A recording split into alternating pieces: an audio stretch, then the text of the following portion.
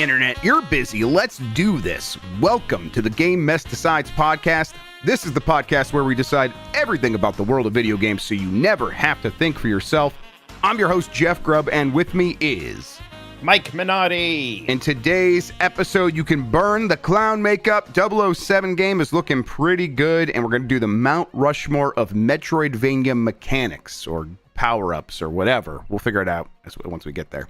But first, Mike, how are you doing? I'm doing great. I just played 4 hours of Silksong. Did the first 4 hours in a little spare change there on giantbomb.com. It's funny, like, I never allow myself to get excited for Silksong much because it was always such a meme or something. Then as soon as I started playing, I was like, oh, sweet! A sequel to Hollow Knight! This is awesome! It seems like, a lot of people kind of doing what you're doing, taking a lot of time today to play that game. I've not been able to see, like, the early buzz yet. Have you guys, like, I know you had chat going the whole time. I bet that's people seem happy. I think people are happy. I would expect to begin hearing some grumblings if there were actually issues at this point.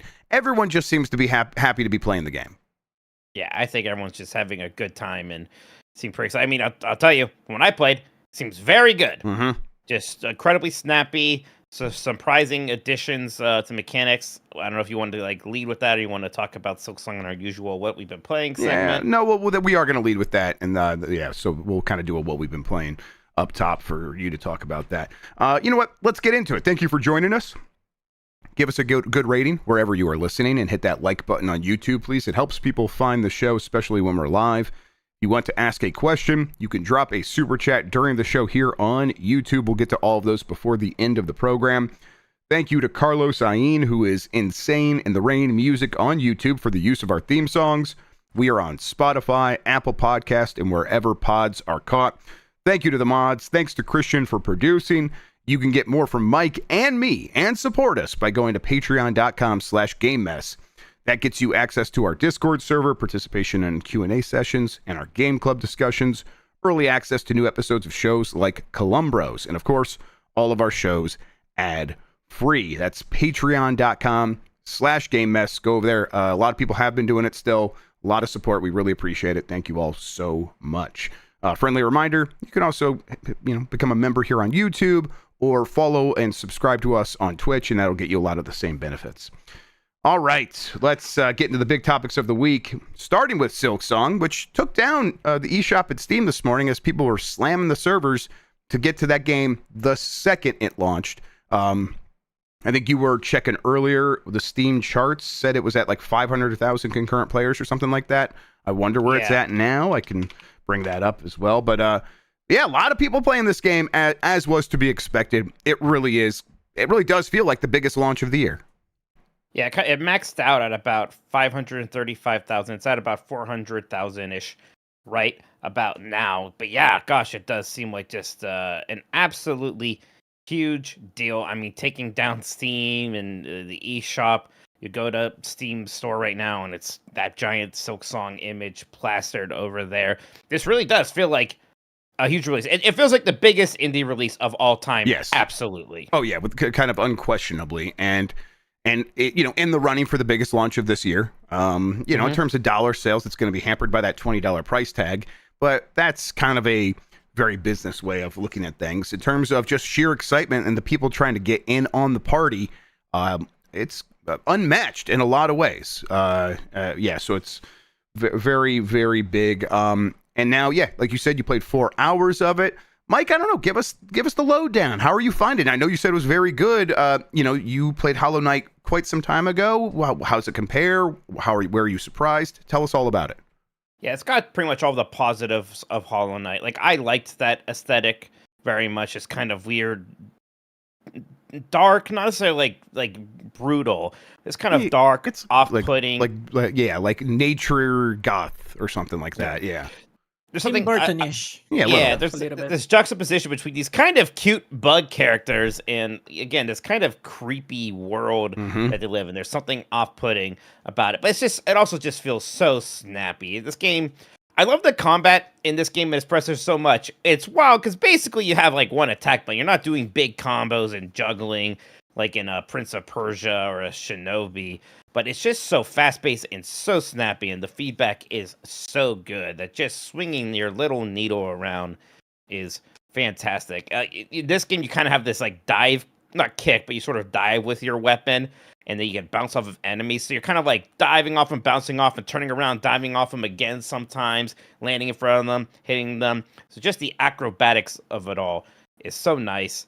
Already a lot of really fun little side characters. There's this one I met right away who's just singing a song and is kind of happy despite the horribleness of what's going on around. I love that stuff. Yeah, really, really good. I've done like 4 major boss fights. They've all been an amazing challenge and interesting in different ways. Like one's like a giant monster. Another one's attacking from above and doing special things. There's like the one that is a character of like my size and skill set. So it's this really interesting one-on-one duel. Just towards the end there, I discovered this mechanic that changed my, like, a lot of the properties of my basic move set. And it's like, oh, how many of these are there? And which I get to kind of pick which one of these I like. That's really interesting. So, yeah, it's got a lot of the positives of Hollow Knight while mixing things up. I think that it seems a bit more linear, the Metroidvania-ish of it, at least initially. Where they're like, okay, maybe some people got lost in the first one there. Because that first game, you have this very big sort of central area and a lot of areas offshooting from that. Here, it's much more, you kind of start on the left, the next major area is to the right of that, the next major area is to the right of that. And that is continuing for a little bit. I think just now, maybe it's breaking out of that cycle a little bit here, and it's going to start opening up more. So I don't necessarily mind that. I think it might be something to help players who, again, did get lost pretty early on in Hollow Knight. I wonder if that's something where like eventually some people be like, oh, I prefer the first one because it was so much more open at the beginning. Sure, yeah, you can see that sort of thing, yeah. Maybe, but I'm ecstatic. I think it's incredible. I think so you said you did 4 bosses. There's something like 40 bosses in the game, right? I think that sounds about right. Yeah, it's very centered on those big boss fights. It gives, that's another thing that you can maybe compare it to Dark Souls, is that is sort of the excitement is getting to one of them. All right, so like it feels like you're cooking through it, but there's a lot ahead of you. It does seem like you were saying earlier, people are positive. Everyone seems to really be happy about the game. Do you think that in a month we're going to be looking back and say this thing? I know it's early, but you think we're going to be looking back and be like, yeah, it lived up to the hype, the impossible hype that the game kind of set for itself. It was able to do that based on what you've played so far, knowing that there's a lot more to go. No, I think it is. Unless there's some kind of weird fumbling in the mid game or end game, I think everyone's going to be absolutely ecstatic. I think there will be a lot of people who will think this is even better. I think that, maybe Game of the Year nominations, maybe, who knows about winning, who knows? It seems like in terms of winning, it's still Expedition 33's year for sure. Yeah. And, it sounds ridiculous talking about that for a game I just played 4 hours of, but gosh, I think they just get it. Yep. Well, I'm excited to hop in there myself. I still have not had time. Was doing a bunch of other stuff here. I was actually trying to get Outlaws up and running on the Switch too. Was able to do that. But now that that's happened, I am going to go and purchase this game for myself. People really did have some issues buying this game this morning. I know some people in chat were saying they had rush. Like 2.5 hours it took to actually buy the game. Yeah. Yeah, it took me an hour and a half to buy it on Steam. On Xbox, I bought it right away from their page. But yeah, Steam was completely hammered with all the requests and stuff. It's wild that this game is on Game Pass, right? Like, they did not need to do that, but it seems like some very old deal, huh? Yeah, I mean, how old? 'Cause I guess it's like at least 2 years old, right? Because that's when that deal was announced. So, yeah. But I think at the same time, like, that was probably money they were paid right then, right? Now, I know the first game was always selling really well, so they had plenty of money and plenty of runway, but why not just secure something? The thing was never, these things never sell that well on Xbox. Indie games, this one probably would have been the exception, but take the guaranteed money from Xbox now, sell it on PlayStation, Switch, so time it up with the Switch 2's release, and then get it on Steam, and it's crushing on those platforms, at least on Switch and on Steam. It's crushing. Indie games don't sell that well on PlayStation, but they sell better on PlayStation than they do on Xbox. What's that, Christian? I do believe this is one of those games people will buy regardless if it's on Xbox, on Game Pass. You know what I clearly. mean? It's like this is one of those games where people is gonna be like, I need to have this on my library like forever, not tied to Game Pass. So I think they're gonna still sell a fuck ton on Xbox for sure. And now, you know, I've definitely played some Hollow Knight 1 a bunch of times, but I am like fully good now, just to hop right into 2 without any reservations, right? Yeah, like it. I am a little surprised, like, oh, it's like really testing me combat-wise relatively early on. Part of me wonders if there's an expectation of, people have played Hollow Knight, so we don't, we're gonna ramp up the difficulty curve maybe a little early on. I don't know. I like that and I appreciate that, but maybe that's one thing that will blindslide people coming into this one first. Yeah, that's honestly, that sounds good to me. I'm ready to get in there and get into, I know how much you like that combat. I want to see it for myself. And I was playing on Switch too, docked, and it looked great. Looked fantastic. Yeah, I hope so, but it does. I've heard good things about the Switch 1 version, right? This is one of those games that I'm sure they were like, we want this to be really good on Switch 1, so they probably worried about that from the beginning. All right, let's see here. Let's get to some of this other news. PS5 digital edition specs getting reduced in Europe, according to rumor. Sony is reportedly planning to reduce the SSD storage in the new digital edition PlayStation 5 console sold in Europe from 1 terabyte to 825 gigabytes. That's starting September 13th, apparently. It seems like the reason they're doing this is to keep the price the same, so they don't have to do yet another price increase. Although, of course, this is another way of doing a price increase because they are spending less on a component and selling it for the same price. It's shrinkflation. Boy, Mike, this generation truly has been bizarre to see like all the price increases and these weird revisions that introduce a worse version of the console. Not that that's never happened before. This one still does feel kind of different, though. I don't know what it is. Like, this doesn't feel like the Genesis 3 or whatever. This is a different thing. No, exactly like that. The PS3 Slim, when they took away all the retro stuff from the PS3, remember that? Those were like, or like the Canadian Wii, right? Where like, it's like, okay, the Canadian Wii, we know what this is. This is an end-of-life console. They're taking out the Wi-Fi, and they're selling it for $120, $99, whatever it is. That's just not what this is. This is them making the current version of the console worse so they could save just a tiny bit of money here or there. And, I think they do this maybe because they see people not really caring about the size of the drive and they can add more storage easily to a PlayStation 5. And so they're like, this is yet another place where we could save $1 or $2 and that's going to add up. But also probably because components are getting more expensive. It probably is still a very tough thing for them to try to like make this thing or to sell it in a way that they can make a profit on it. And they're deep into this generation. They want to be making a profit on these systems. Do you think this like sets up the next generation to be very similar, Mike, with PS6, where people are going to be like, yo, I'm going to get the PS6 right away because this thing's probably going to go up in price and get worse, so I might as well buy it day one?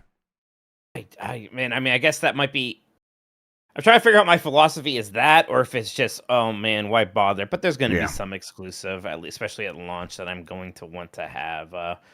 Gosh, it's just weird. I feel so not great about the PlayStation 5 and the Xbox Series. This whole generation has just been so rough to both of those brands for me, honestly. It's been worse for Xbox, for sure. Definitely. I'm not exactly feeling fantastic about the PlayStation these days. Yeah, I didn't include it here. Yeah, I'm looking. I didn't include it here, but there was also those rumors about the PS6, going to be a big boy new console, but there's going to apparently be a PS6S and then a portable PlayStation 6 that is going to be reduced in power even when docked, but it will have more power than a PS5. Mike, when I hear that, I do wonder. It's like I wonder if we get to the next generation and the PS6 is significantly more powerful, but PlayStation themselves and they tell their third-party publisher partners to just keep kind of like treating the PS5 as the core spec, like treat that as the lead platform. Because then it will run on the handheld thing that they're making. It'll run on all these other devices. It'll be easier to put them on PC. And then you could take advantage of some extra power for the PS6. Because people still aren't really, like third parties especially, aren't really taking advantage of the power of the PS5 in any real way. and they want to keep like taking these games and putting them elsewhere, like on the Switch too. And that would be a lot easier if they sort of just held these things back a little bit. Do you think that like that's a strategy that might be happening here? It is, but like, do you need that strategy and do you need the PlayStation 6 strategy? Aren't those both two solutions to the same problem? It's the PS6s stuff that confuses me. Because how cheap can we even get a PS6s if PlayStation 5s are still costing this much? I mean, so my gut here is that the PS6s is also just $500 to $550. That I think a PS6X is PS6s, is basically a PS5 with a couple of improved things here or there that make it a little bit easier to develop for, give it some extra headroom here or there, and then is also cheaper to produce. The PS5 Pro, bro. Let's fucking go. I mean, honestly, what it is going to be like, what the iPhone SE or whatever. They're like, oh, this is the iPhone from like 4 years ago, and we've reskinned it and put it in a new thing, and we're going to sell it to people who want to save a lot of money. But basically, it's just that iPhone again with some improvements here or there. I think that's all these companies are leaning towards doing things more like the way phones work. And yeah, I don't know. This is a rumor from Moore's Law is Dead, a YouTuber who's been okay here or there with some AMD stuff, especially on the PlayStation side of things. And yet, I'm like, even if this is all true right now, by the time 2027 comes around, things could have changed so much that all of these things we're talking about will have changed internally at Sony. So I don't know. I don't envy them having to figure out what this strategy looks like, but you could tell even Sony, it's just like, we can't just do PS6 again. And I think they're probably right, because the PS5, for being all the things that people wanted it to be, this generation is going to probably end up feeling like a bit of a disappointment to a lot of people, and you can't keep doing that. That will compound if the PS6 feels very similar. Right. It's not like we had the PS3 and then we had the PS4 right after. I can't imagine, just can't imagine what a PS6 can do differently, just like in terms of designing a console, right? Just in the ways of like the A/B decisions you made when making a PlayStation 5. It's not like, well, if we did A instead of B, things would have been better. It just kind of seems like the place where these consoles are now. Yep. Yeah. So my guess for the price would be PS6s is actually $500. The PS6 handheld is $600, and then the big boy PS6 is $700 to $750. And yeah, that's painful. A PlayStation 5 Pro is $750 right now, right? Right now, yes. But okay, so you say right now, are they going to drop the price? A thing that used to happen. No, right? Yeah. They won't. They won't drop the price. So a PlayStation 6 can't be the same cost as a PlayStation 5 Pro, right? I mean, yeah. Okay, so you're right. It could be $800 then. I think Oh, yeah, you're right. It's the other way. It's the other. Oh, it's the other way. Yeah. Oh, 1,000,000% it's the other way. Right. They keep stepping us up. Then? What's that, Christian? Is the regular PlayStation 6 like $1,000, like $900? I mean, it's definitely north of 700. Like for sure, it's north of 700. Shit. It could be 750 is like the same as the PS5 Pro, and then that gives them the chance to make a PS6 Pro $800, $850. They can keep stepping things up. It just keeps going up, and it doesn't seem like there's any change there. Yeah, meanwhile, they can't kill the PS4 because they will keep releasing games on the PS4. So what the fuck is even happening? I mean, I think that explains the PS6s and the PS6 handheld, where they're like, we need to have other options for these people who don't want to move on. And maybe they're not moving on because they're already served. So we got to serve them something new, and the handheld can do that. Or if their thing starts feeling old and grody, the PS6s can be that thing. And our games are all going to be made to run on the PS6s because we don't need that much more power anymore to sell these games. I think that's the strategy, but we'll see. Marvel's Wolverine will reportedly be shown during September State of Play. I think that's probably going to happen. It's one of those games I heard could be at the State of Play when I was looking into it. But there's other games that they have to talk about Marathon again, right? Marathon. Oh God. Yes, Marathon and God of War, the spinoff, the Metroidvania style spinoff. Those were both supposed to come out this year. They both got pushed to next year, whether that was publicly or internally. And so those games have to come first before whatever happens with Wolverine. But maybe they'll want to talk about those games coming out early next year, and then they tease Wolverine for late next year. I could see them doing that, but also Sony has really paid the price for announcing things too early, and too early these days means anything more than 6 months. So that's why I'm like a little bit hesitant about being for sure Wolverine will be there, because that's a game they don't have to talk about it until they're ready to talk about it. Now, right? If they have an asset, if they have like a trailer ready to go, how long do you sit on that? It would either be here or it would be at the Keighley thing. So the Game Awards. So I might see this. They gotta show something big, right? Yeah, I think so. If we're gonna do a state of play or whatever, there's gotta be something past Yotai, and it seems like this is gonna be one of them, if not next up, one of them next up. So yeah, you gotta start showing it a bit. I don't think Heretic is gonna be anytime soon. That's 2027 at the earliest. Yeah. Yeah. So yeah, I mean, I'm kind of ready to see some of this. I want to get an idea of what's going on. I mean, the most we've seen of it outside that initial teaser was from the leaks, right? Yep. Mm-hmm. I'd like to see something real. Concrete. Just want to see the direction. I want to see what kind of game it's going to be, how the depiction of Wolverine is gonna be. I want to see reasons to be excited for this one. And just the idea of Insomniac doing Wolverine game, that's almost enough to get excited. Same. But yeah, I want to make sure that there is a real promise there. By the way, yeah, go ahead. For Marathon, I've seen people sharing like invites for the next beta, so they keep trucking along with that game. The CFO a couple weeks back said that they want to launch that game before the end of the current fiscal year, which would be by the end of March. We'll see. We'll see if that's how it ends up going. But if that's the case, then they're going to have to talk about that game again very soon. Wolverine, it feels like there's a lot on that game's shoulders, right? In terms of like sort of defining how this PlayStation 5 is going to be remembered. Because I think people are like, I spent a lot of money on this console. I want it to feel like I got my money's worth, and I've been waiting for the big games. I think it'll be Wolverine, and then Heretic, the Indigo Prophecy, will be that's right. Will be the things that sort of determine how people feel about the PS5 in hindsight in a lot of ways. Do you think that's going to be something it can live up to? Well, yeah, I wonder, because like there's a part of me. Okay, can this possibly be as fun or feel as exciting as that first Spider-Man game did? Because there's this part of me's like, okay, at his best, can Wolverine be as good of a video game character as Spider-Man? Maybe it's not something that I don't quite exactly see.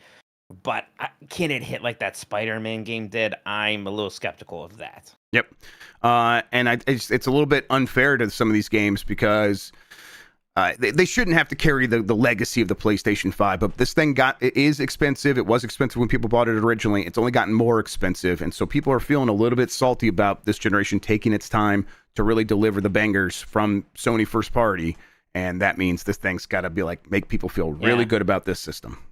It's funny to me that I think that by far their two best games have been their 3D platformers. They've been great. They should just make those again. I don't know. Hey, that sounds great to me. Let's do more of those. Yeah, I was a big fan of that because what else? We've had the Horizon game. We had Spider-Man 2. We're gonna get Ghost of Yotei this year. That'll be big, especially in Japan where that first game was beloved. So it isn't because it is like a trio of big exclusives, the big PS4 games there, really. And then there's like small stuff sprinkled in, like that character action game, Lost Soulside, that just came out. That was they published that, right? They were kind of filling up their lineup with stuff like that. They're also filling up their lineup with 007 First Light. That's a third-party multi-platform game, but they had a state of play for that because they're treating it as one of their co-marketing big deals, similar to Hogwarts Legacy. So yeah, Helldivers was kind of like the one big unexpected surprise hit kind of thing. Yep, and that one's like a lot of the shine for that goes to PC. So again, listen, and Xbox now, and now Xbox now, we're very well on there. Yep, exactly. But and how much does it matter that people feel good about the PS5 in hindsight? I don't know.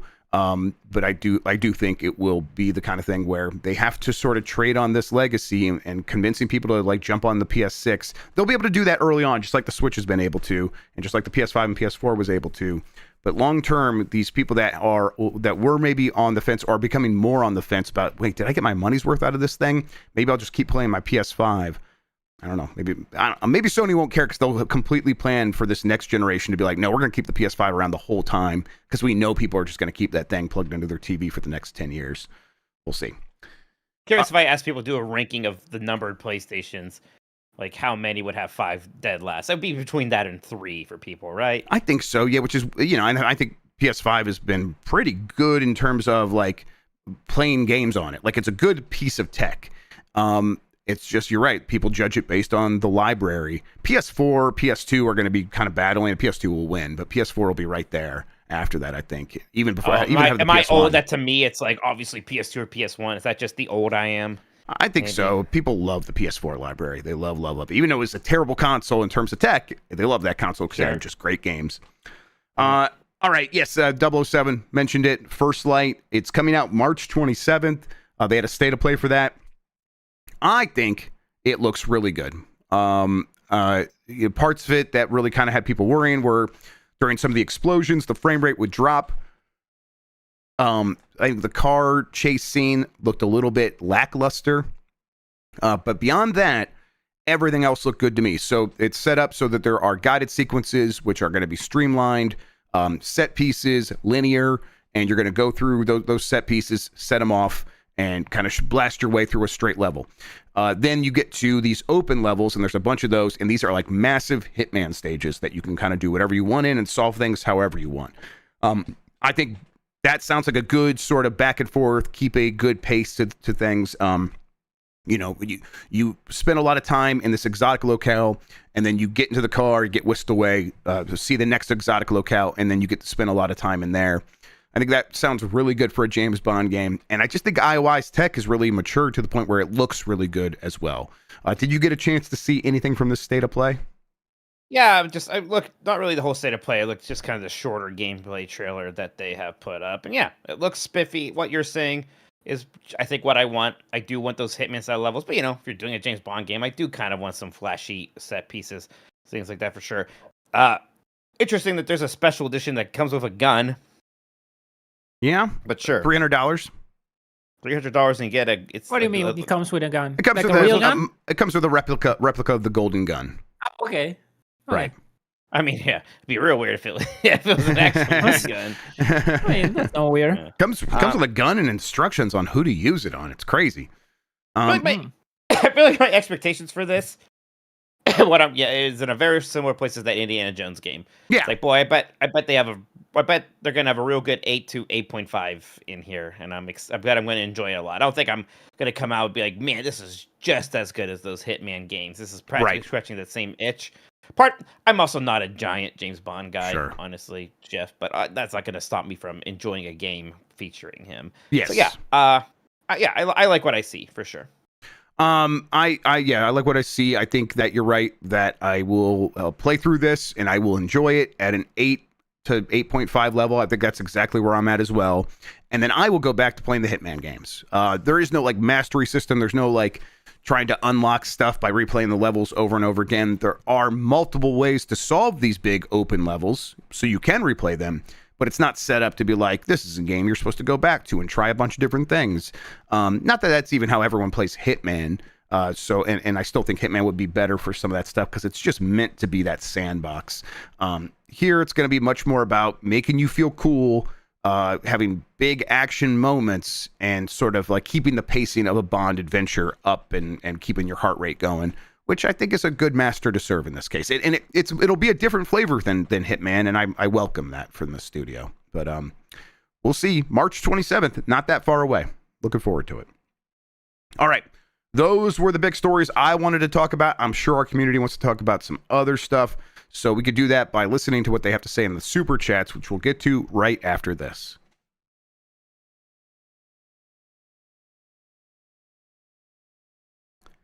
All right, we are back. Mike, let's do the super chats, please.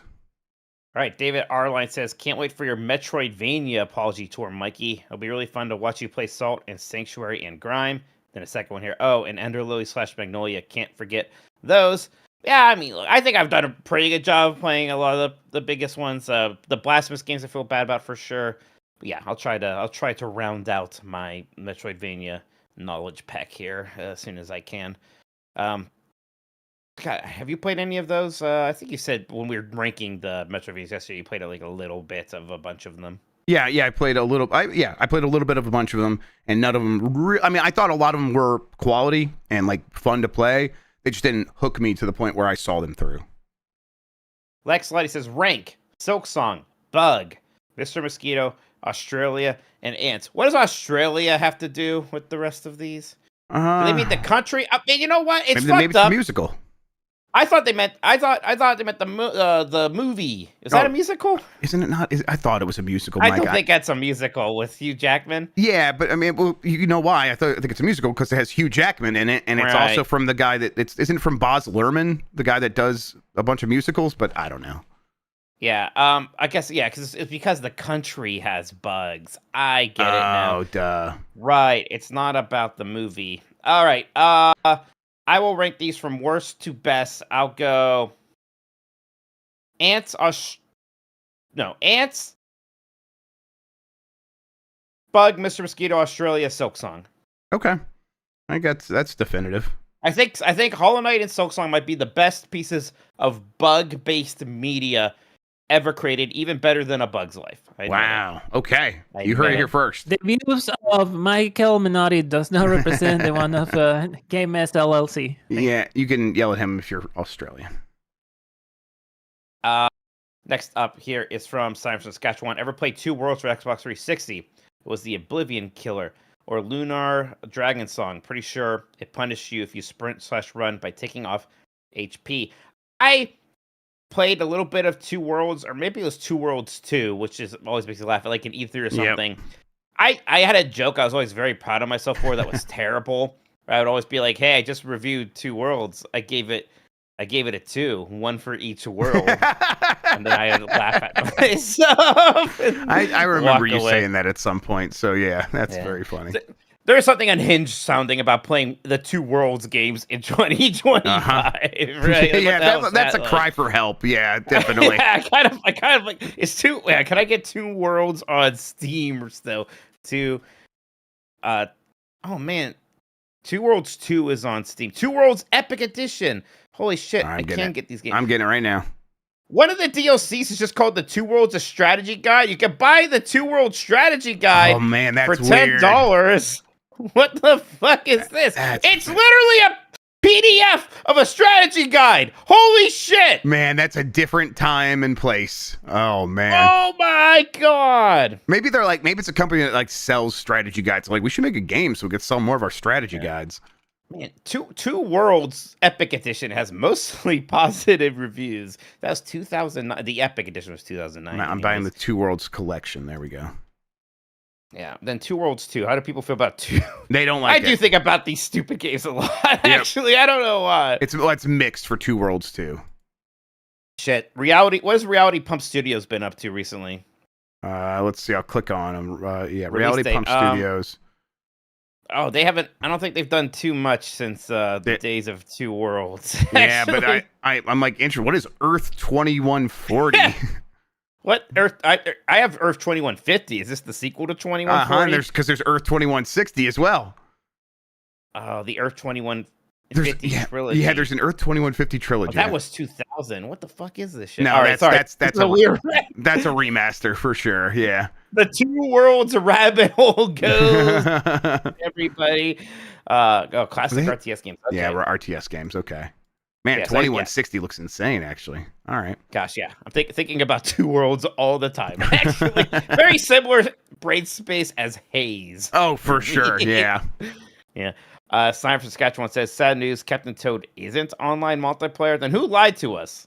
Is it Epic Open World that always said someone was saying it is. Yeah. Maybe we'll have to get clarification here. All right. And then one for Simon is tomorrow TGIF. Thank Grubb. It's Friday. Grubb and I are hanging out tomorrow, though. Yeah, we're hanging out tomorrow. I will see. I still have not been able to get Skies of Arcadia working, so probably not, honestly. I'll try to come back next week with that.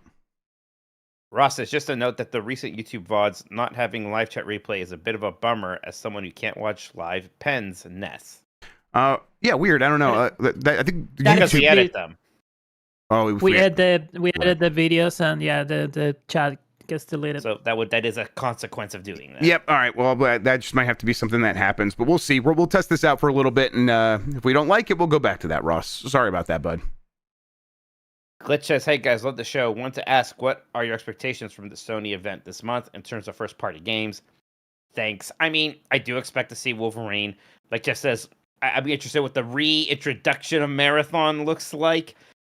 I mean, gosh, I hope there's something fun. Weren't they saying at one point there's going to be initiatives to try to bring back older franchises of some kind? Yeah, that was a Herman Hulst thing, being like, hey, we could like sort of fill in some of these gaps by bringing back some other games. Yeah, so then definitely Jumping Flash 3. We'll definitely get that, of course. Yeah, I think for me, I think the first party games, it's going to be, Marathon. It'll be that God of War. I mean, even that is questionable, but I think it'll probably will be there. The God of War, Metroidvania, and then Wolverine. I don't think we see the next Sony Santa Monica game yet. I think that's still just a touch of ways off. Yeah, Marvel Tokon. Don't forget about that. Yeah. Oh, that's them, right? Yep, for sure. They finally announced some new characters. I still thought it was weird they didn't announce a single new character at EVO, but whatever. Antonio Morales says, "Who cares about Spoon Heaven? Football is back. Let's fucking go!" Yes, it is time for the footballs. I think I'm more excited for my fantasy team than the actual that's normal. rounds. Yeah. I gotta make sure everyone's. I mean, this is the first game of the season. Everyone should be playing unless somebody got hurt in fucking practice, which I guess can't. I had a lot of questionables on my team, so we'll see. And correct. Oh, yeah, I better check that out.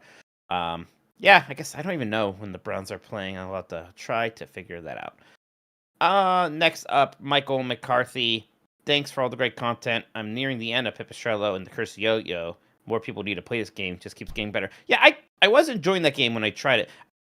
I think I was like looking at Open or something. That game is like an average of 89 or something ridiculously high. Really? It's like a really high Open. Yeah, people have talked about it a bit, but it doesn't seem like 89 on Open. It doesn't seem like it's being talked enough for a game that has an average score of 89 based off of 47 critic reviews. Yeah, that's nuts. That's a super high. This is Pipistrello we're talking about? Yeah, Pipistrello and the Curse Yo-Yo. Yeah. Okay. I need to continue to play that game because me too. I was having a lot of fun. Okay, interesting. Next up is from Gwen the Hunter. Proudly wearing my Spoon Heaven shirt today. Feels like the end of the era, the final day of a genuine cultural phenomenon, bit sad in a way, silkiness. Thank you for getting your Spoon Heaven shirt. I got mine as well. You can get your own Spoon Heaven shirt. You go to store.giantbomb.com and use the promo code SpoonHeaven, that's one word, on your purchase of a Spoon Heaven shirt to get 20% off that product. Pick up some other things while you're there, all sorts of good Giant Bomb goodies. Thank you for your support. Wait, where? Store.giantbomb.com. Oh, Yeah. I thought that was a game as. No, this. Listen, we let Giant Bomb have some stuff. All right. Including us. They were the one. They had a much better digital store. Yeah, they have a store that like you can actually get shirts that don't disintegrate. Yeah. Yeah. Next up is from El Grug. Just got back from vacation and too many tequila shots, and I have to ask, what happened to Mike during mezcal on stream and saying slurs? Mezcal. What happened to Mike drinking mezcal on stream and saying slurs? Mezcalati. I didn't drink enough of my mezcal because I usually want to drink my mezcal and tequila during the warmer months. I really have not been drinking very much though, so I feel like I kind of lost opportunities. Maybe. I should treat myself to a little bit of the mezcal. Because I want to have fun and buy a new bottle every year, but I don't make it through a bottle a year even, Don't unleash the beast. Don't unleash the mezcalati. Who knows what awful slurs I'll say this time. Taco Belmont. Have we gotten a super chat from Taco Belmont before? Because that name's incredible. I don't think so. It's very good. I like it. If my parlay hits, I'll get Silksong. Football. It's only $20, right? But sure. Let me know how your parlay goes. Taco Belmont. Even less than some other places. Good luck, Taco Belmont. We're all pulling for you. While Jessica says, I read (listen to) the Masters of Doom recently after hearing you guys talk about it on a podcast. It's really good.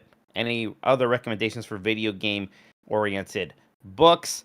I did enjoy that Sid Meier memoir a lot. It is a good deal more chill and like there's not as much drama and whatnot as Masters of Doom. It's just mostly Sid Meier talking about his career. I didn't get a chance to read it, but did you read Schreier's book about the Blizzard? No, not yet. No, I intend to, but I've not read it yet. That. Yeah, very good things about that. I have one about Sierra online in the primer ready to go, so I'll let you know how that one is. I keep looking for Game Over by David Sheff, how Nintendo conquered the world or whatever it is, on audiobook. I'm probably just gonna have to like make this the next book I read after I'm done with Project Hail Mary. But because apparently there is a book on tape version of it, and they never like redid it for CD or Audible or anything. So if anyone has this, if anyone has seen it, if anyone sees it at their library, let me know, because I want to digitize it and I want to listen to it on tape, and see if I can make that happen. That's the one I want to like read next. That's where I'm at. Oh, I also want to get Doom Guy. I want to read Romero's book. Yeah, and I mean, I don't know if this thing popped off a bit ago, but I still think Console Wars is a good, fun time. Yeah. I like that book. Yep. Oh yeah. I think Blake did a really good job on that one. Lossian says you guys need to try Colombian beef empanadas. Sure. Absolutely. That sounds good. Yeah, I think Steph worked at a Colombian restaurant early in our relationship, and that's some good food. That's some real good food.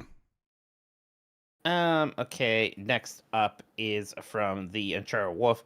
Rank these games from least to most likely.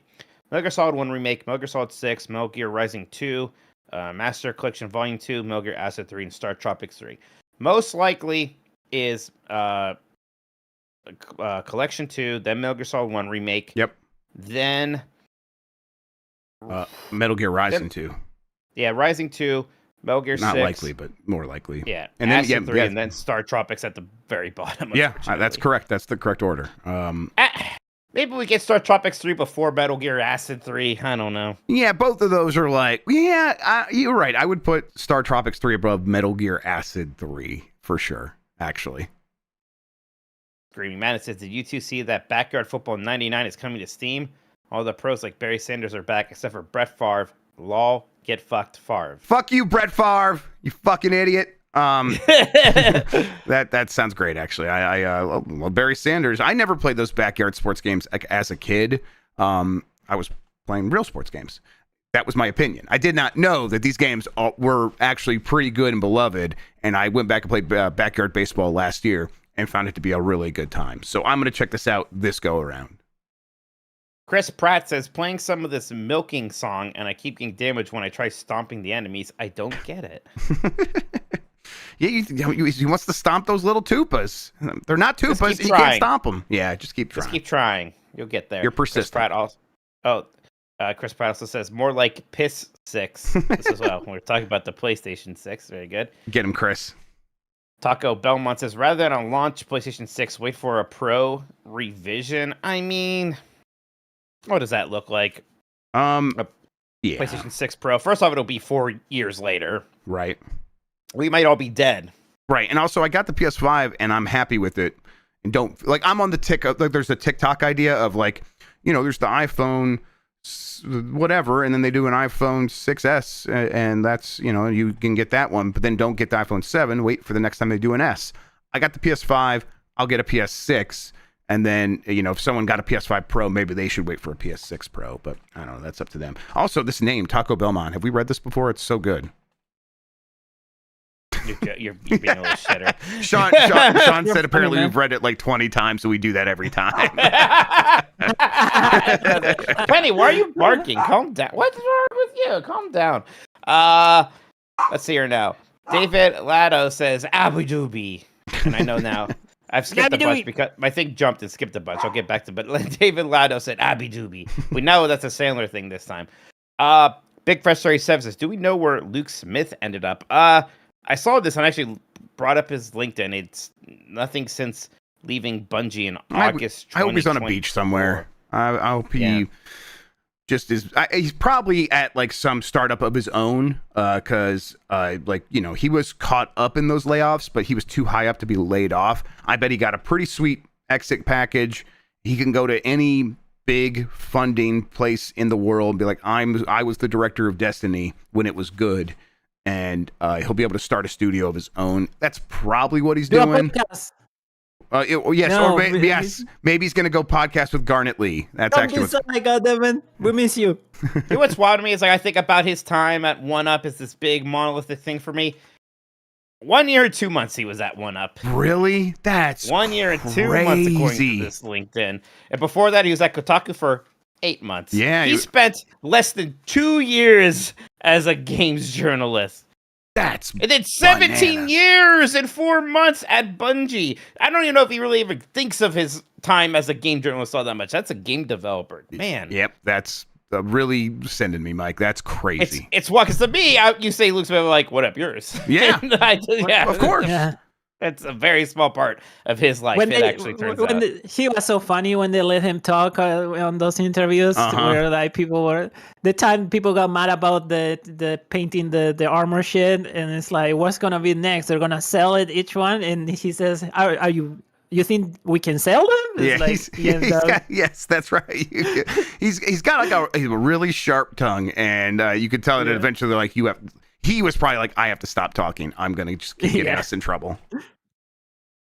All right, now the next one is from I'm trying Wolf. Jeff complaining about PlayStation 4 specs, shaking my head. While you were playing dorky RTS games on PC, real chats were playing Bloodborne and Days Gone at 20 frames per second. It's one of my favorite reoccurring bits of yours, is reminding us all the PlayStation 4 did kind of suck. And the Xbox One, like they both sucked. Yeah, that was a bad generation. It's like those companies did not believe in that generation, and then they were very wrong. Both of them actually were.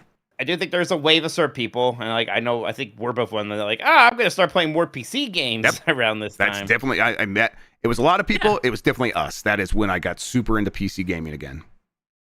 According to a lot of people, it was the last generation of consoles. There were going to be no more generation after that one. I mean, that's what they were thinking at the beginning of that generation. And then the PS4 sold really well, and everyone went, "Oh shit, we got to make something." And then a couple years later, Bloodborne came out and actually started that generation. Oh, Greg says, also shout out Mike playing Mitchell Mike Virtual Highlight.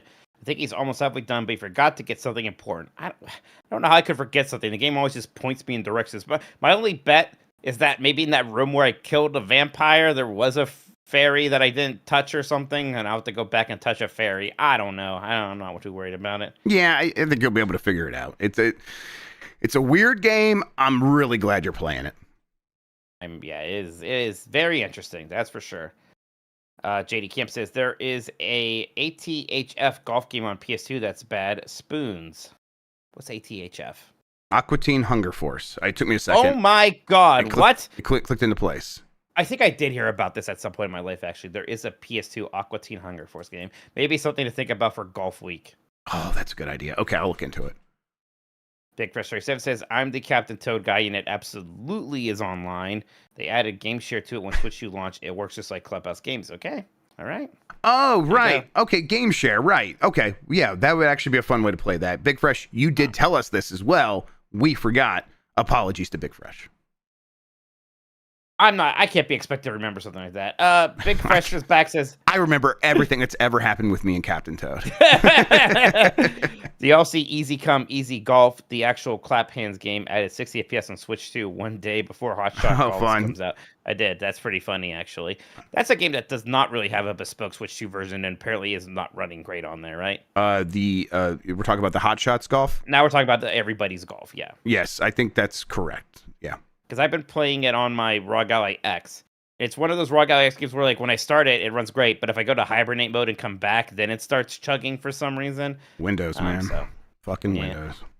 I'll talk about it a bit more. But yeah, I played a decent amount of Everybody's Golf Hot Shots. Mikey O'Leary says, Mike, what food and wine items piquing interest? I'm eyeing the French onion soup dumplings and the liquid nitrogen frozen pumpkin cheesecake mousse. I haven't seen too much about it yet, Mikey. I don't think I'm going to make it out to Food and Wine Festival this year. I think by the time I get there, it'll be flipped over to Festival of the Holidays. This is the Epcot thing? Yeah, it's one of those Epcot festivals. There's a Montreal-style burger slider with Impossible beef. I did see, so those, they have this dumpling stand that does sound amazing. That French onion soup one sounds good. They also have a buffalo-style dumpling that sounds very nice as well. So yeah, haven't looked too much into it. I'll watch a Disney food blog video about all those offerings here probably pretty soon. When does it end? The food and wine thing. Food and wine starts about it started now, and it'll go basically until they start the holiday, the festival of the holidays, and that's like at some point in November. I forget if it's So mid-November at the latest. I think the Food and Wine thing was happening when we were there last year. Is what I'm trying to remember. That sounds familiar. Yeah, the way it works, it's like beginning of the year-ish. That's the Festival of the Arts. Then that goes. Then when it's spring, it's the Flower and Garden Festival. Then you have the strangest time of all, the brief period of Vanilla Epcot, Right. where there is Diet Epcot. It's called where there's no festival. And people crave vanilla Epcot now. Yeah. Yeah, it's very rare that you ever get that. Yeah, and then you got starting in fall, Food and Wine. Then for the holidays, Festival of the Holidays. Interesting. James Biddle, Giannone. Sorry, excuse me. Where are our Spoon Heaven mugs? Damn it, you'll never get them. I know. You'll have to kill me. I know. Bacalar's like, oh, right, Mike, deal. Come on. Deal. But Mike's serious. Everybody, if mugs go on there, he's going to be upset. Sludge Reinhold says, "Here's a couple Hamiltons. Go buy yourself a Silksong." Hey, thanks, Sludge. I tell you what, I've lost.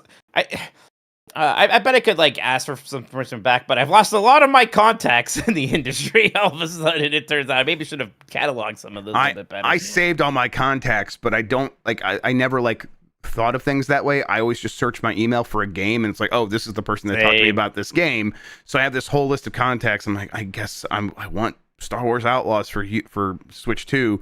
I'm going to pick one of these 3 Ubisoft contacts I have from my old address book and see if they get back to me. And it worked, but that was luck. So, yeah, it's I did have somebody reach out to me on my Giant Bomb email about that. Just like, it was like more like, hey, this is out. And I'm like, can I have a code? They're like, sure. I'm like, good. Because I do want to play that. That port sounds like it's very good. We'll talk about it. It's running really, really good. Sludge Ryan also says, +1 to fuck Brett Favre. Yeah. Well, I don't want to, but get fucked Brett Favre. Yeah. And there you go. That's it right now. Thank you so much, everybody. We'll read more Super Chats if they come in before the end of the show. Excellent. All right, let's get to a break. We'll come back. We're going to do our Mount Rushmore of Metroidvania power-ups, abilities, unlocks, that sort of thing, right after this. All right, we are back. We are going to do our Mount Rushmore of Metroidvania mechanics. Mikey, I think the idea here is, like a lot of the things that are built into Metroidvanias, and most of them anyhow, that you unlock that make the game more playable or give you a larger play set or larger movement set of things you could do as the character. But I'm willing to hear any ideas you might have. If you have other mechanics in mind, feel free to drop them. Although there's a couple of obvious ones I think we'll get to here right out of the gate. Do you want to start us off? You start us off. I want to make sure I'm on the same page. Sure. Yeah. I mean, I think for me, it's double jump right out of the gate. Okay. Like this is the kind of thing where every time I get a double jump in a Metroidvania game of any stripe, I'm always so excited. Like, honestly, I get a double jump in any game. But double jumps, especially in Metroidvanias. And I do remember getting the double jump in Prince of Persia: The Lost Crown much later than you do in most other Metroidvanias, and that being like this really awesome moment of like, I can't believe I finally have double jump. It's if we were doing a Mount Rushmore of awesome things you can do in video games, double jump would probably be on there as well. So it's almost certainly going to be on this list for Metroidvania mechanics. Okay. See, I guess like when I was first. I guess my original thinking was like the specific upgrades from specific games. If you want to drop those in there, and we can like sort of, adapt them for our list here, we could do that. Because I guess one of my favorites is vaulting in the Ori games, right, or whatever it's called. Gosh, I'll find the exact name. But you grab the enemy there, and you use them to jump off. You get to pick what direction you can. It's kind of even like this more interesting form of a double jump because it's both for your movement. It's also an attack ability. You can even do it with like enemy projectiles and things like that. Especially that first game, it's so much of basically the core of that whole experience. There's that whole escape sequence built around using it pretty early on when you get it, and it's a highlight of that game. It's it's so freaking amazing. Love that stuff. I think I would go with a wall jump. And okay, well, let me ask you now, Mike. Do you want to attach like specific things from specific games? Would that be more interesting for this list? That sounds pretty good to me. I think that might work better. Okay, vaulting off of enemies in Ori. I'll find the exact one. That ability has a name. So I'm going to do double jump from Prince of Persia. Sure. It's not called vault. Ability, you get skills. I'll find the skills eventually here. Is Okay. it Bash? It's Bash. The Bash ability in the Ori games. It's Okay. called Bash, and it's so freaking good. Bash in Ori. And I'll put this explanation here in parentheses. Okay. Well, then I will go with wall jumping in Super Metroid specifically. Yeah, speak the truth. Yes, it is difficult in Super Metroid. It is a skill. It is not something you need to do in the game. It is awesome. When you actually figure it out, you could pull it off and you could do it reliably and you understand what they're expecting of you. To me, it always clicks and it's like, oh my God, this just makes sense. It feels right. It reminds me of like doing a 1080 and 1080 snowboarding where it's like, oh man, I got to do all this shit to get this to work. But once you do it, it's like, oh, that felt incredible. Wall jumping in Super Metroid is fantastic. All right. So Okay. What do you got? Gosh, there's that move in the Castlevanias. I think it's called like the uppercut. It was originally a Richter thing, but it shows up in some of the other Metroidvanias where it's like you push up, down, and jump real quick, and you do this like whoop, you just shoot upwards, and you often will hit the ceiling with it. Even, gosh, it's so amazing. I think Alucard even has like a super jump that's very similar. Actually, that might be more of it.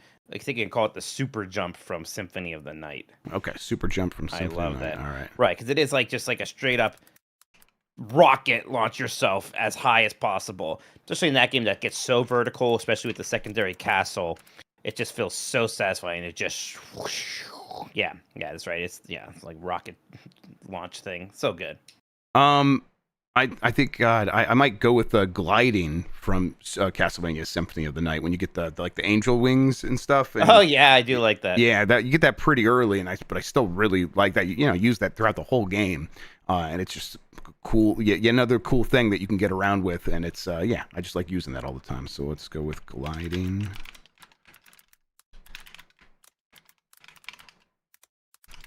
All right, Symphony of the Night. There we go. All right, what else you got? I always forget which between Screw Attack and Space Jump, which one's the one. Screw Attack is the one with the amazing name and super great. But it's when you get the Space Jump where you can basically then just start flying in that game, right? You could just double jump with the Screw Attack style thing forever, right? Right. The Space Jump and ever since then they all have that eventually, maybe even before. But it's so satisfying. Metroid 2 might have been the first one with it, actually. Gosh, it feels so good when you get the Space Jump. And usually it's a late thing, and that's kind of when, okay, now you could really go back and hunt for items as much as you want to. Right. Right. Yeah, there's kind of like, I've got everything I could possibly need, and nothing is out of reach. You know, it's so fun. You start normal jump, then you get a high jump, or you get ice missiles, all these abilities that increase your verticality. Then by the end of the game, it's just, you can fly. Yep. And you're right. At that point, it's like, oh my God, I am unstoppable. I can get anywhere. All these places I struggled to get to before, or these massive rooms where it's like part of my map is not filled in because I can't get to the ceiling of this one massive room. Well, now you can, and of course, there's actually something hidden there. That's good stuff. I like this. Okay, you know what? Let's do that one. Shine Spark. That's just another good one. Is that in what it's called in Super Metroid? That's the one where you can. That's what I call it. Yeah. Right. Basically you run really fast and then you duck and then you can jump straight up and you jump very high in the sky. Right. The little animal teaches you to do that in Super Metroid. That's a good feeling one as well. Go Shine Spark. That there was like good like challenges for that, or like challenge sections of that in Metroid Dread that I really liked. But you know what? Yeah, that was a good. I'll do it in Metroid Super Dread Metroid. Version. They put a lot of optional items, energy tanks, and missile upgrades behind that kind of stuff. Yeah, I'll do the Metroid Dread version of Shine Spark though. That's cool. Yeah, it's a very good name. All right. Anything else from you, Mike? It's called the Shadow of the Simurgh, I believe, from Prince of Persia: The Lost Crown. This is the one where you sort of create that copy of yourself. It's kind of how the rewind works to it. You activate it and you teleport back to that location. So you kind of use this for traps and obstacles and in combat to avoid really big enemy moves that seem like you can't avoid them at all. I freaking loved that thing. Shadow of the Simurgh. Mm-hmm. Okay, Simurgh. Prince of Persia, The Lost Crown. Yeah, that's like a really good one because it affects everything. It affects the combat. It affects the platforming. It affects the exploration. You can like just do it as like a safety valve when you are doing one of those platforming challenges. Where it's like, I'm going to put something here in case I like fall down and I'm about to hit the spikes. I can sort of save myself and give myself another chance to get through this. Yeah, that's a really good one. I like the backdashes in all of the Castlevania games, but they don't like necessarily always play into the Metroidvania like ability like door lock thing. Well, they're very Symphony Night, especially. I think it's actually your fastest movement. So Yeah. like you will a lot of times you will just backdash through areas, and it Uh-huh. feels really good. Yep, I love I the like way that it looked in like Aria of Sorrow. Yeah, I'm not sure though that I'm gonna put it on there. Well, I've got a big one here for me. Please. I think Pollo Power. Pollo. How do you? Pollo. That's the Spanish word for chicken. Like chicken. Pollo Power from Guacamelee. This is your ability to turn to a chicken at any time in the game. It kind of works like the morph ball. It's like how you get really small to squeeze through cracks and things like that. Oh right, yeah, I remember. But Pretty there's other things you could do with it, and it's always really funny as well, especially in Guacamelee 2 when you all turn into the chickens. I think it's hilarious. Actually, I'm a big fan of Pollo Power in these games. It's super fun. All right, I put Pollo Power on there from Guacamelee. Okay, let's see here. I am trying to remember if I have anything else. Well, you know what? Do we just put Morph Ball on there for consideration? They should probably include Morph Ball, huh? Yeah, that seems pretty Morph Ball's good. pretty good. I've got a Hollow Knight one for you. Yes, I was wondering if you would have a Hollow Knight. Okay, what do you got?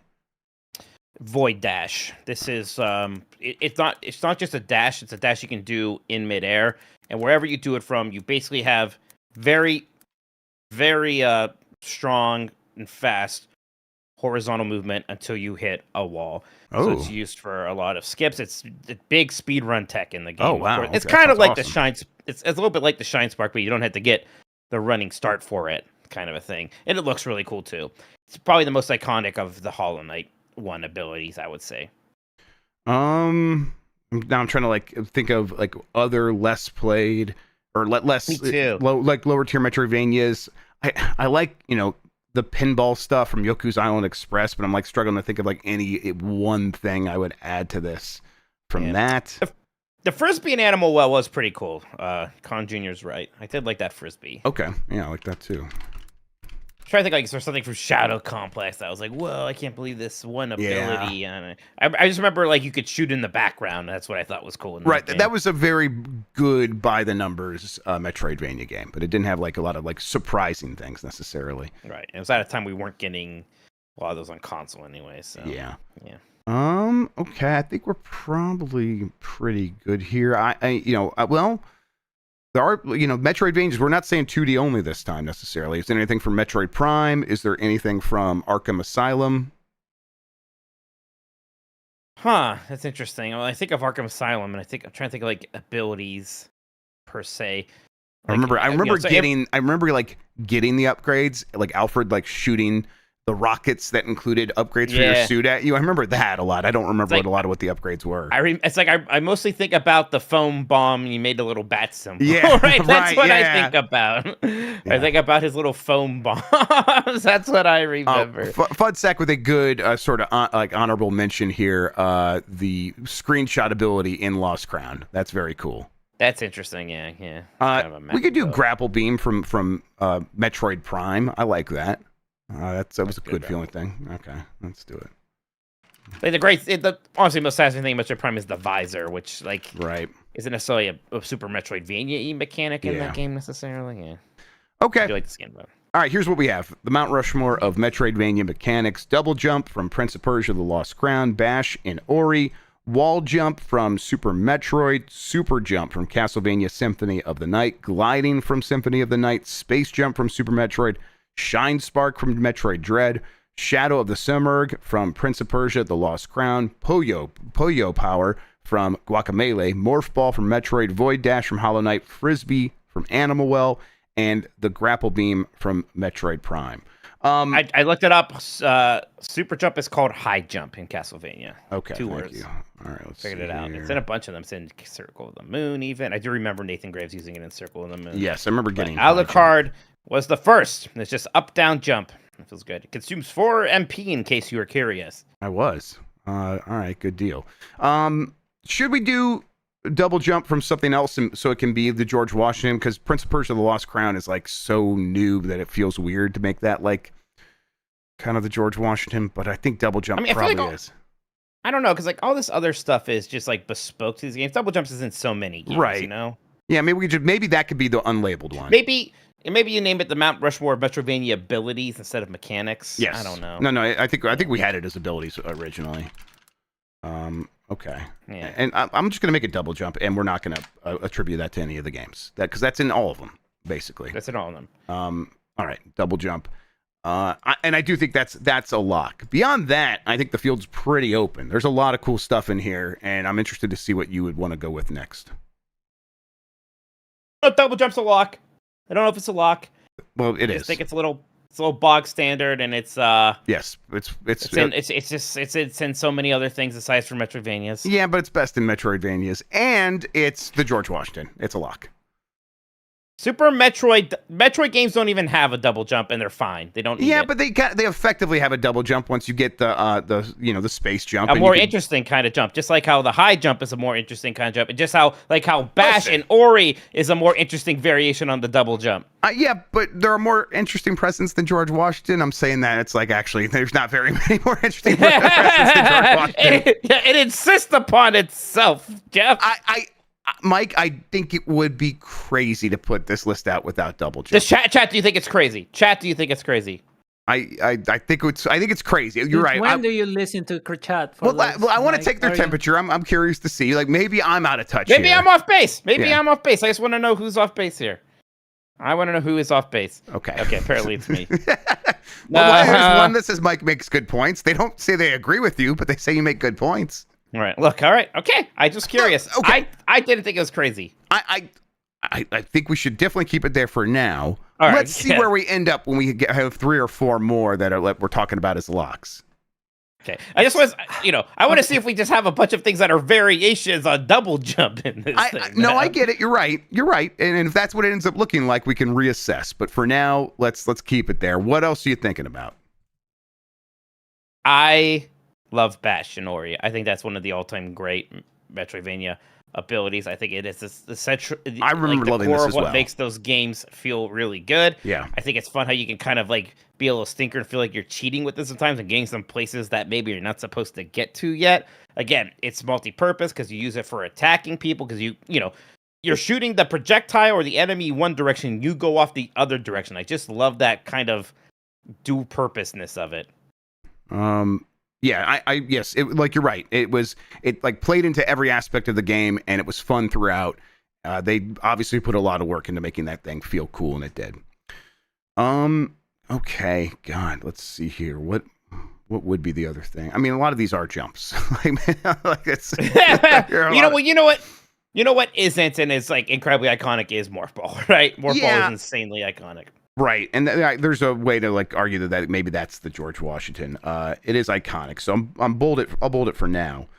It'll probably make it, but I don't know how much.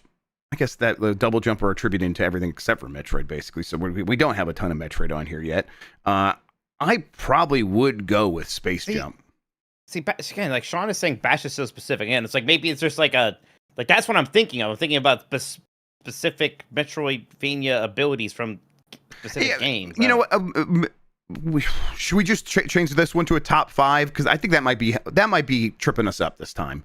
Because when we talk about Mount Rushmore, we talk about like it's iconographic, it's emblematic of the entire genre and all this stuff. And I think we are maybe in this instance talking about these are the best.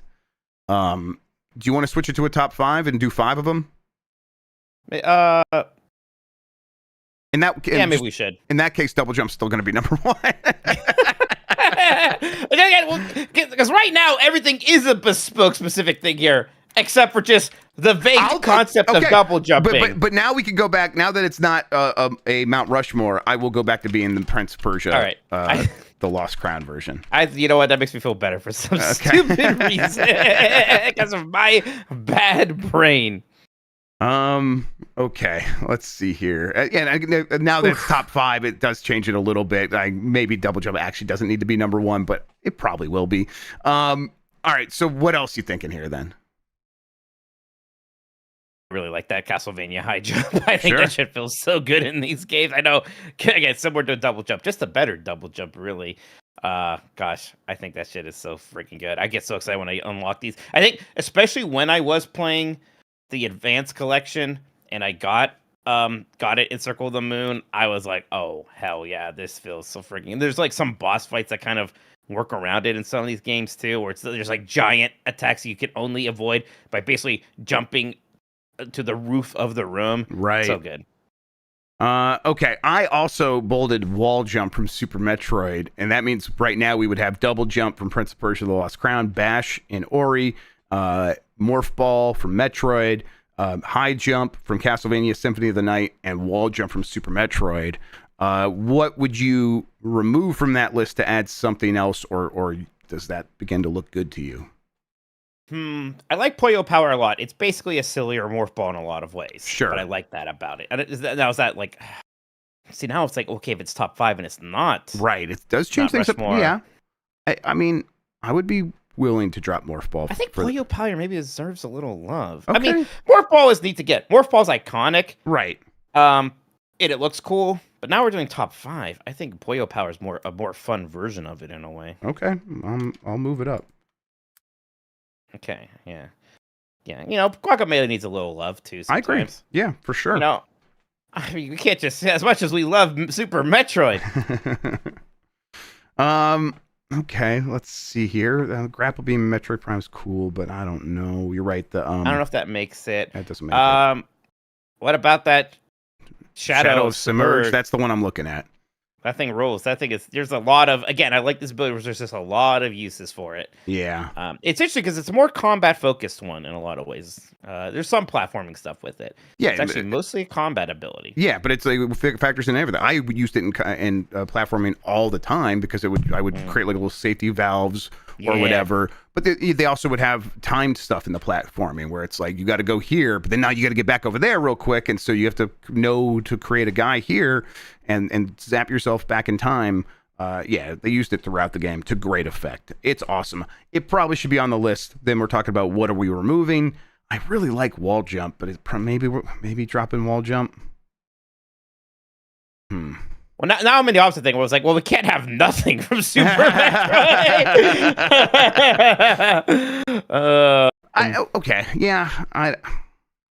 Well, you know what, though? We already have something for Prince of Persia Lost Crown. Maybe we should get rid of that one for this more interesting, unique ability. Found a way to get rid of double jump in the end.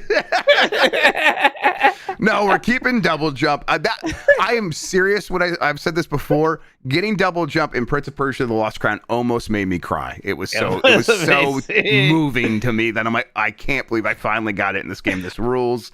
I know. I think we gotta get rid of one of these jumps. Yeah, maybe.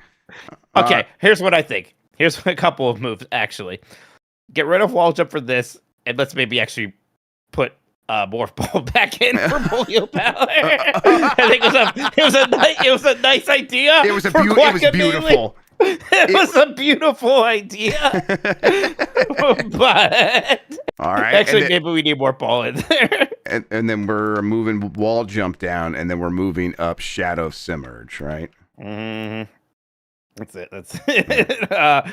Now, Jeff, here's the other thing that's affecting my bad brain is that all these you name the ability that in parentheses have the game, except for Ori. Yeah, I was working on that. Bash and Ori, the parentheses, what the ability is. Yeah, I'm like, I kind of want to explain it somewhere still.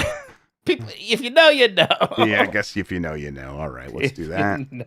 You know. Chat seems happy with me all of a sudden, actually. We'll take it. That's Ori and the Blind. You could just make Bosch and Posho Power, Morphle and Posho Power the same thing. It's pretty much the same thing. Wait. Yeah, but they're not. But they're not the same thing. They're different. The concept is the same. All right. I think it's our 5. How do we feel about the order? Are we gonna order them? Shit. Double jump should be 5. Double jump's 1. Okay. Actually, actually kind of like that order. That looks fine yeah, to it looks me. good to me. Yeah, I'll I take can read it out loud for the audio listeners, but Please. it's what number 1 is Double Jump from Prince of Persia: The Lost Crown. Number 2 is Bash from Ori and the Blind Forest. 3 is the Morph Ball from Metroid. 4 is High Jump from Castlevania Symphony Night, and 5 is the Shadow Submerge from Prince of Persia: The Lost Crown. I like it. All right. Good work there, Mikey. We have decided the top 5 Metroidvania abilities. And now you know. It almost ruined our friendship, Yeah. but we got there. I knew double jumping would come between us at some point, and here we are. All right. My favorite thing is when you say, obviously this is a lock, and then I'm like, I don't even think it makes oh the no. list. I'm like, oh no. Here comes a fight. All right. Well, that was fun. That's why we do these, everybody. That's why you play the game, so you can actually talk it out. You're right. A true game mess. And look at that. Prince of Persia: Lost Crown with 2 entries. It is the best Metroidvania. Turns out we have to retcon what we did. We got to go fix that list. We'll do our own fix a list on our own list. All right. We're going to take one more break. We'll come back and talk about some other games that we've been playing. Stop yelling at us.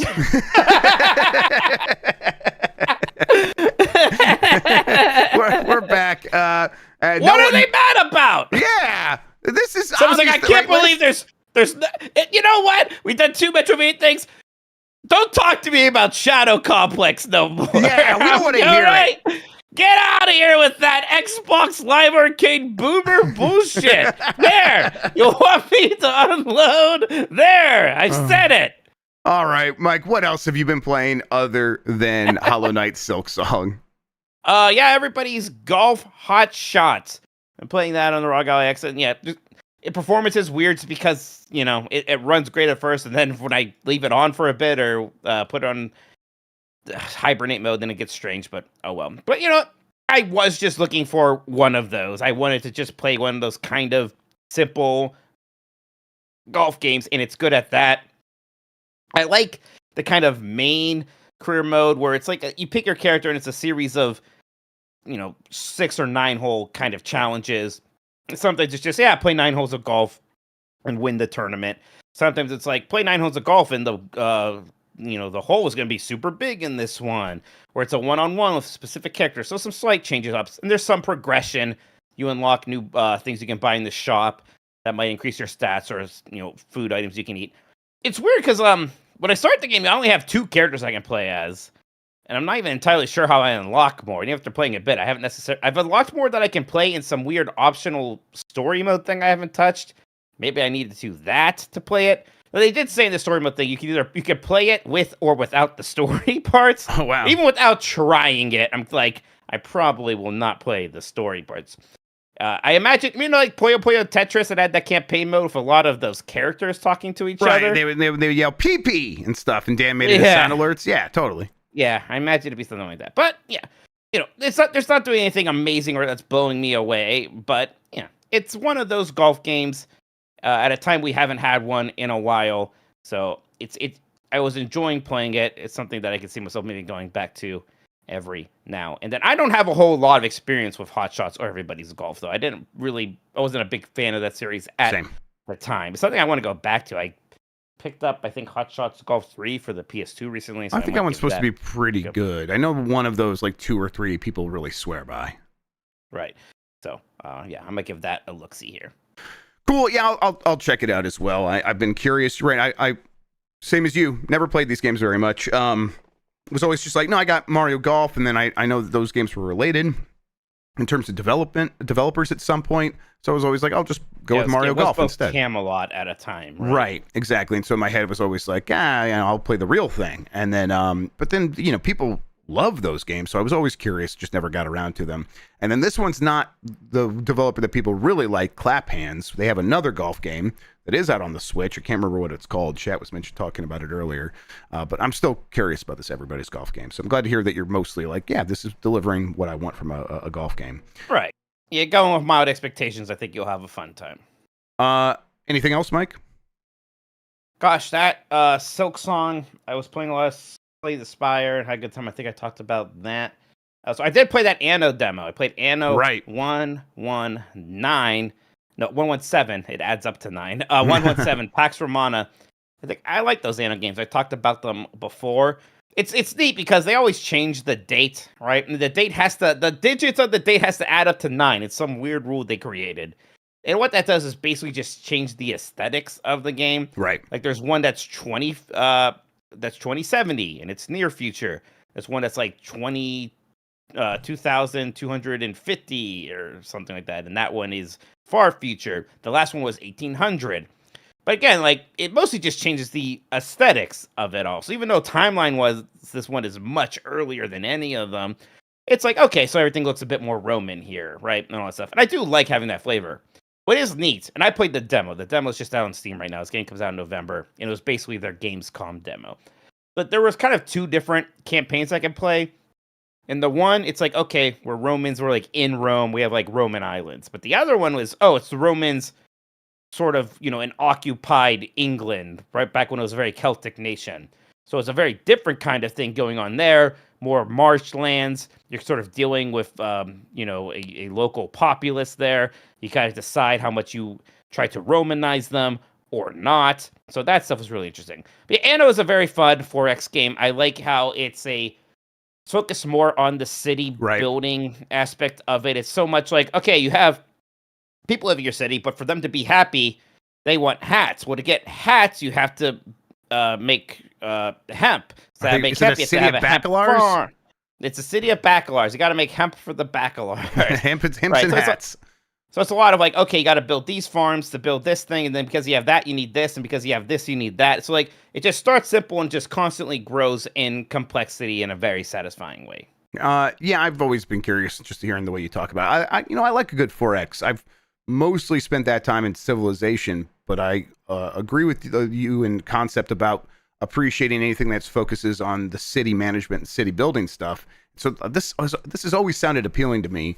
Is this the one maybe I should check out? Like, or is there another one you're like, actually, you should go to this one first, or what? What do you think? I think there's any reason to like. Again, they're all kind of doing similar things. Right. Yeah, just go play this one.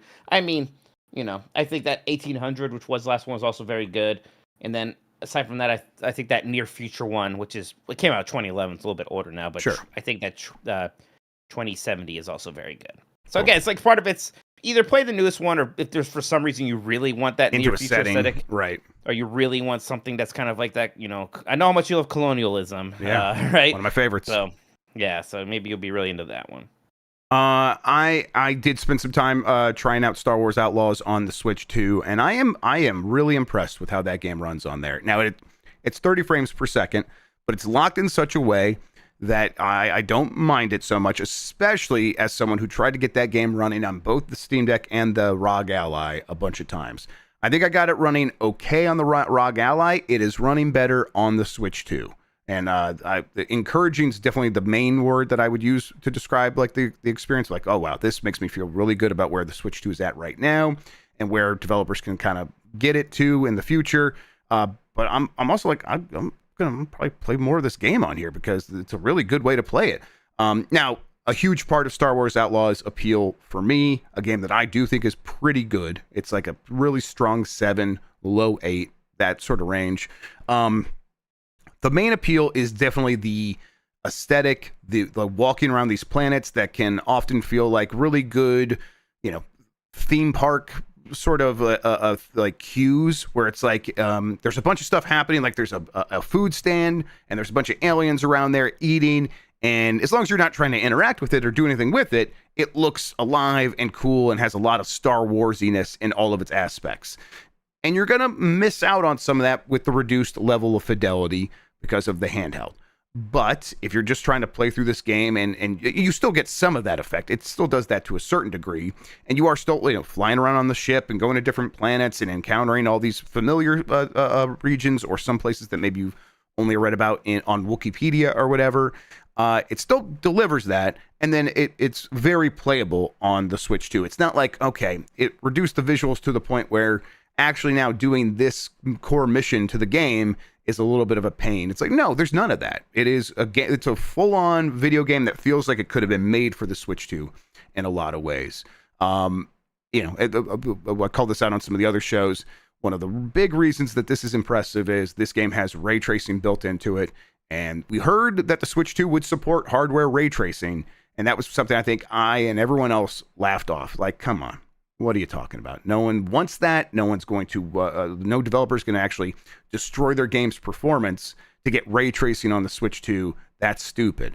I wasn't thinking at the time.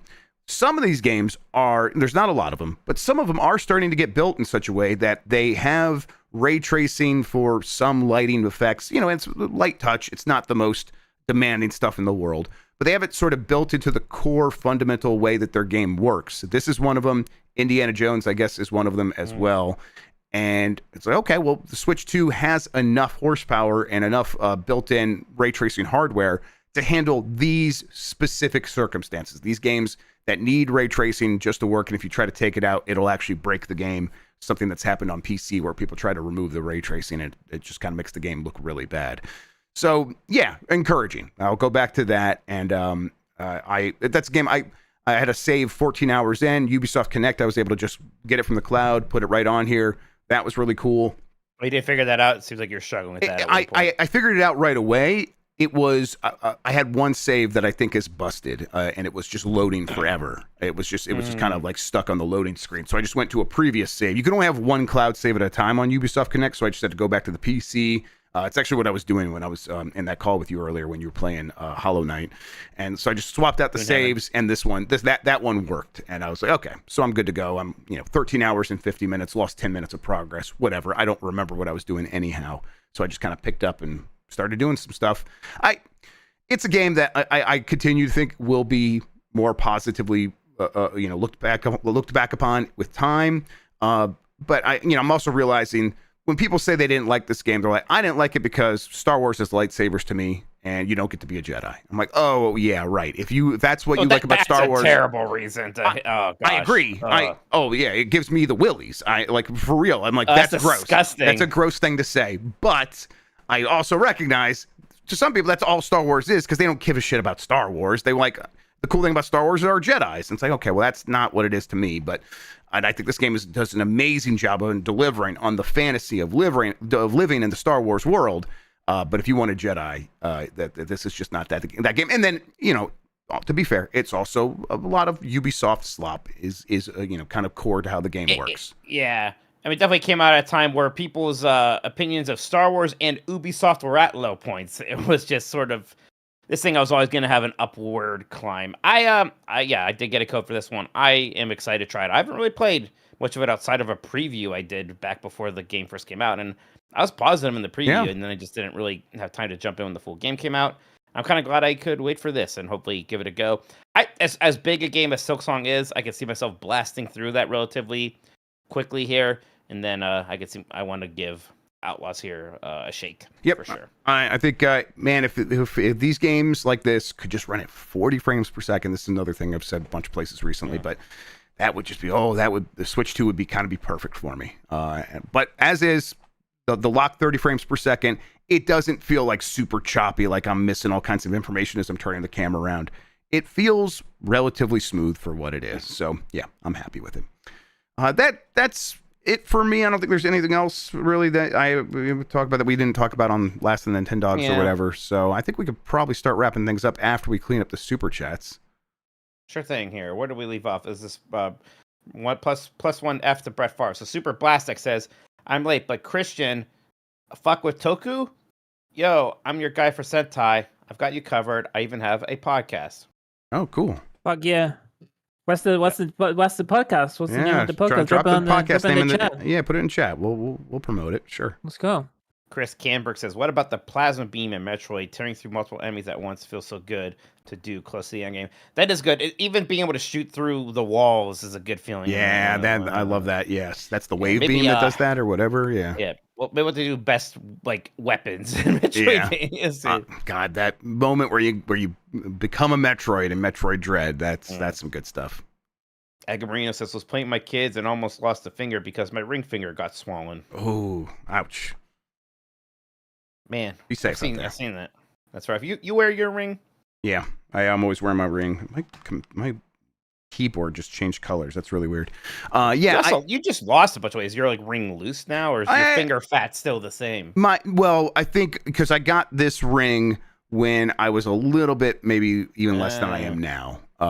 So it kind of always adjusted, and it kind of just goes in this like little nook here that doesn't get a ton of fat. So I yeah, see. it's Your been little good. finger nook. Yeah, my little finger nook, exactly. Only you are allowed to talk about my finger nook, all right?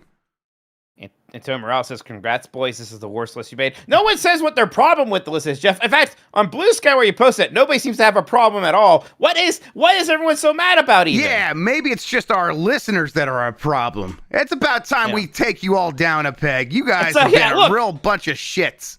There's going to be some changes around here. The beatings will continue until morale improves. Oh, great. Here's Sean. All right, Sean, what's wrong?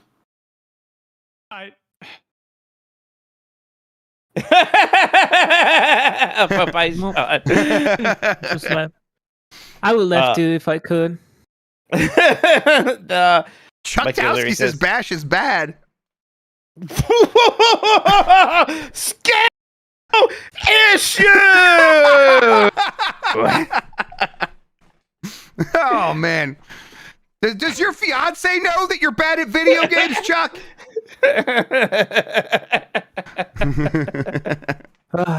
Sean's back. Is rough. Okay, 2 jumps with no space jump is insanity. I'm sorry. we considered it. Yeah, it was. We were trying to do a bunch of different games. Look, you're not wrong. Well, except for Prince of Persia, which got 2. Yeah, well, Prince of Persia's very good. Shit. Mikey O'Leary says, "I'm just pointing out, I'm glad YouTube finally did something right and went back to display names instead of @ handles, a real W." Yeah, I just noticed that when you said that. Yeah, this is much easier to read, actually. And then Sultan Abbasi says, "You're a nice person, Mike. It's okay if you can't pronounce..." Oh boy, here we go. I have to say it now. Chimney. Ooh. Chimney. Chimney. Chimney. Oh, you're falling apart. Chimney. Okay, love you both. I got more right than wrong time. That was a passing grade for sure. Even like maybe a B. Like that was pretty good. Thank you. Chimney. Nope. Chimney. Nope. All of those were so bad. It's so freaking hard. I got really fucked up by Disney on that one. That's for sure. Dick Van Dyke, how dare you? That's for sure. That's like one of the all-time good bad accents, by the way, right? Dick Van Dyke. Yeah. Yeah. I mean, it's terrible, but we love it. It's that. It's clearly John Malkovich in that poker movie where he's doing the Russian accent, and like everyone was like, Matt Damon tells a story about how everyone on set was like, John Malkovich is going to be here later when we're filming. We can't wait. And it was weeks and weeks, and then finally they had to shoot the John Malkovich scenes, and he does the accent, and everyone sort of looks at one another like, what the fuck? Actually, no, everyone applauded, and Matt Damon was looking at him like, wait, are you serious? And John Malkovich leans over and says, I'm actually a very bad actor. And it's like...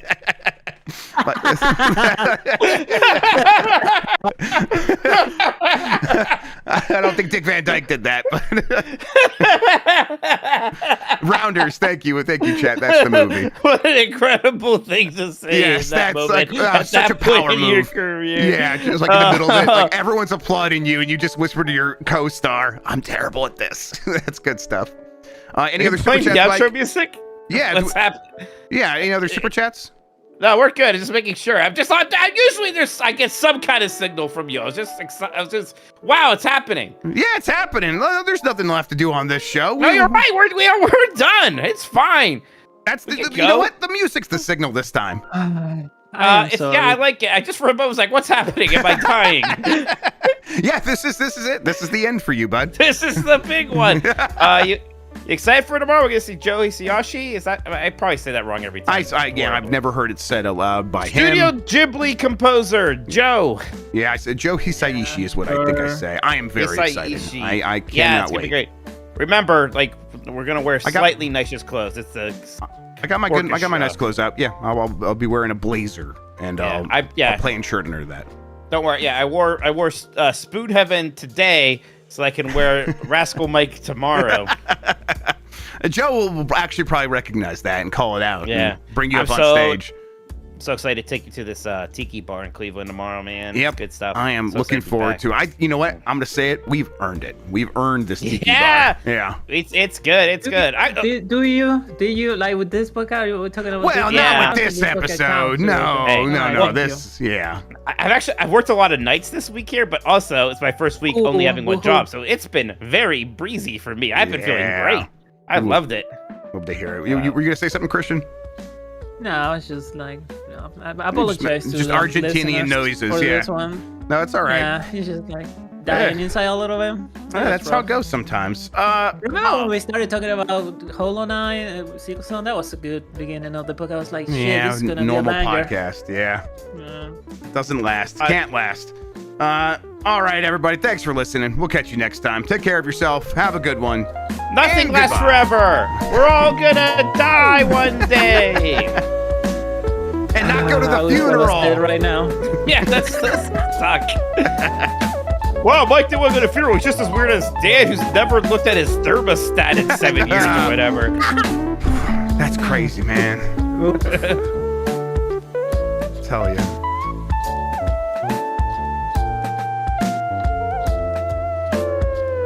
Wait, how long have we had this ending screen? That's great. It's nice, right? Yeah. That's old like me, so I like it. Boy Snack Dad says. pussy. The Snack Dad says. Boy pussy. Snack Dad says Silksong. Make sure you get a good screenshot of this ball. Bye, everybody.